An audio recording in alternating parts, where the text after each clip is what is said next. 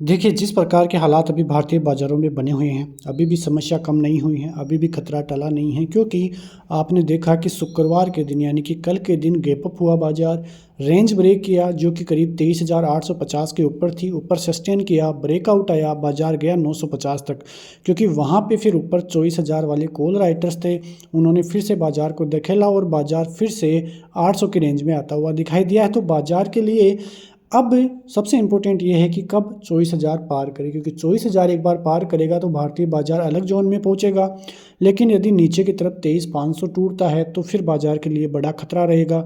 बड़ा खतरा कहाँ तक रहेगा? बड़ा खतरा रहेगा फिर बाज़ार 23,200 आएगा, 23,000 आएगा, 22,800 आएगा और 22,500 आएगा। 22,500 पर एक बहुत बड़ा सपोर्ट जोन है, यहाँ से बाज़ार रिवर्सल के ज़्यादा चांसेस दिखाई दे रहे हैं।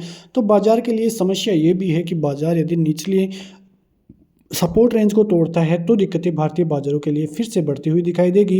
इसीलिए बाज़ार में ध्यान रखने की ज़रूरत है। जिस प्रकार की वॉलेटिलिटी अभी बढ़ती हुई दिखाई दे रही है, जब से जो एक्सपायरीज़ में चेंजेज हुए हैं, जब से जो लोड साइज़ में चेंजेज हुए हैं, तो बहुत बड़ा इम्पैक्ट पड़ा है भारतीय जो है ट्रेड लाइन पर, यानी कि ज़बरदस्त वॉलेटिलिटी के साथ बाज़ार में कामकाज होता रहा है। केवल 2-2, 3-3 मिनट में निफ्टी का 100 से 150, 200 पॉइंट का फ्लक्चुएशन होना बहुत ही बड़ी बात है। ये तो बाज़ार में आपने भी समझ लिया होगा और बाज़ार यदि इसी प्रकार से आज आगे भी फ्लक्चुएट करता हुआ दिखाई दिया तो रिटेलर्स के लिए इस बाज़ार में काम करना बहुत महंगा साबित होगा। पहले से ही रिटेलर लॉस में है और यदि ऐसे ही निफ्टी चलता रहा, बैंक निफ्टी चलता रहा तो फिर दिक्कतें भारतीय बाज़ारों के लिए बढ़ेगी, दिक्कतें रिटेलर्स के लिए बढ़ेगी क्योंकि रिटेल ट्रेडर फिर फंसता हुआ दिखाई देगा और यदि रिटेल ट्रेडर फंसेगा तो भारतीय बाज़ारों में उनको काम करने में काफ़ी मशक्क़त करनी पड़ेगी। लेकिन फ़िलहाल अमेरिकी बाज़ारों की बात करें तो वहाँ के हालात भी कुछ दिन पहले बिगड़ते हुए दिखाई दिए थे। लगातार 10 दिन डाउ में गिरावट देखने को मिली थी, लेकिन फिर से वहाँ पे रिवर्सल के संकेत आते हुए दिखाई दिए हैं। वहाँ पे अब देखें तो थोड़ा छुट्टियों का माहौल है, इसलिए ज़्यादा कुछ मार्केट में वहाँ पे देखने को नहीं मिलेगा। लेकिन फ़िलहाल भारतीय बाज़ारों की तरफ से फिर से एफआईआईज़ ने कल 1330 करोड़ का माल बेचा है। डीआईएस की तरफ से 2544 करोड़ का माल खरीदा गया है।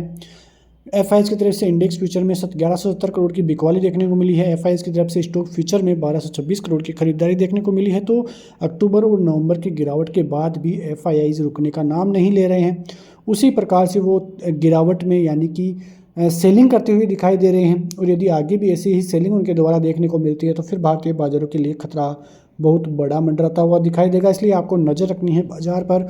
सेलिंग यदि एफआईआईज़ की ऐसे ही आती है तो दिक्कतें भारतीय बाज़ारों के लिए फिर से बढ़ती हुई दिखाई देगी। लेकिन यदि बाइंग स्टार्ट होती है तो बैंक निफ्टी के लिए भी काफ़ी अच्छा और पॉजिटिव रुख देखने को मिलेगा क्योंकि बहुत दिनों से बैंक निफ्टी में अंडर वैल्यूएशन ही देखने को मिल रहा है।